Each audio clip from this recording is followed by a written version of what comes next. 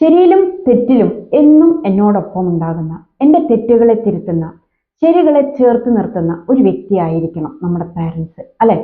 അല്ലാതെ ഏതെങ്കിലും ഒരു ക്ലാസ് കേട്ട് വന്നിട്ട് ആ ക്ലാസ്സിൽ ഒരു സാറ് പറയാണ് കുട്ടികളോട് നോ പറയരുത്, ഒരു കാരണവശാലും കുട്ടികളെ അടിക്കരുത്, ചീത്ത പറയരുത്, അത് അവരുടെ ഭാവി ജീവിതത്തിന് പ്രശ്നമാക്കും എന്ന് കേട്ട് വന്നിട്ട് ഒരു കുട്ടി ഇങ്ങനെ ജനലിൽ കയറാണ്. ചെറിയ കുട്ടിയാ. അപ്പൊ അമ്മ ഇങ്ങനെ നോക്കി നിൽക്കുകയാണ്. കേറിക്കോ, ഞാൻ നോ പറയണില്ല, നിന്റെ വളർച്ചയിൽ അത് വലിയ ബുദ്ധിമുട്ടുണ്ടാക്കും. അത് അതിന്റെ മുകളിൽ നിന്ന് പിടുത്തം വിട്ട് വീണ് കഴിഞ്ഞാല് പിന്നെ അതിന്റെ ഭാവിയുടെ കാര്യം ഒരു തീരുമാനമാവും. അപ്പൊ ഇതാണ് ഈ ചില കാര്യങ്ങൾ നമ്മൾ ഈ അറ്റവും മൂലയൊക്കെ കേട്ടിട്ട് കൃത്യമായിട്ടൊരു സ്റ്റഡി ഒന്നും നടത്താതെ അപ്ലൈ ചെയ്യുമ്പോൾ വരുന്ന പ്രശ്നം.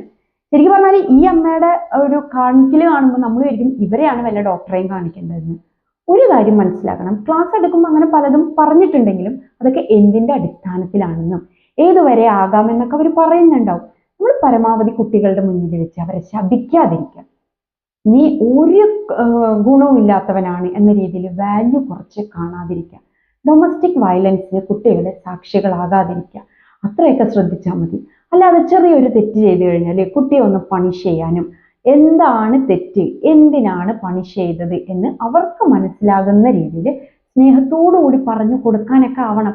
അതല്ലെങ്കിൽ ഒരു നോയും പറയാതെ വളർത്തിയ കുട്ടീനെ സ്കൂളിലേക്കൊന്ന് വിട്ടു നോക്ക്. ആ സ്കൂളിൽ നിന്ന് ടീച്ചർമാർക്ക് എന്നും നിങ്ങളെ വിളിക്കാനുള്ള നേരെ ഉണ്ടാവുള്ളൂ. കാരണം ആര് പറഞ്ഞാലും ഇത് കേൾക്കാൻ പോണില്ല.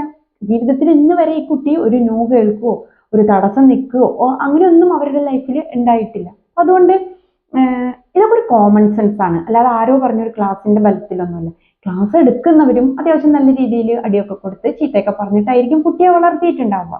ഒരു കാര്യം മാത്രം നമ്മൾ ഓർത്തു വെക്കുക, ഒരു പാരന്റിനാണ് ഒരു കുട്ടിയുടെ ശരിയും തെറ്റൊക്കെ കൃത്യമായിട്ട് മനസ്സിലാക്കി അവരെ തെറ്റിലേക്ക് പോവുകയാണെങ്കിൽ അതാദ്യം പറഞ്ഞ് മനസ്സിലാക്കുക, വിലക്കി നോക്കുക, പറ്റില്ലെങ്കിൽ ചെറിയ രീതിയിലൊന്ന് പണിഷ് ചെയ്യുക. പക്ഷെ അപ്പോഴും അതെന്തിനാണെന്ന് മനസ്സിലാക്കിക്കൊണ്ട് വേണം ചെയ്യാനായിട്ട്.